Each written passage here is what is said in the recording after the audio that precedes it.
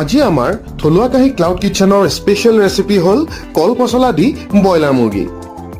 ফাৰ্ষ্টতে কল পচলাখিনি ভালকৈ কাটি ব্ৰইলাৰ মুৰ্গীখিনি ভালকৈ ধুই তাত অকণমান হালধি, অকণমান নিমখ আৰু মিঠাতেল লগত দিলোঁ চিকেন মছলা আৰু জালুকৰ গুড়ি ভালকৈ মিক্স কৰি অলপ সময় থৈ দিলোঁ। তাৰ পাছত গৰম মছলা, নহৰু, শুকান জলকীয়া, জিৰা আৰু তেজপাতখিনি ভালকৈ লৰফৰ কৰি আদাৰ লগত মিক্সিতে আজি মাৰি ল'লোঁ।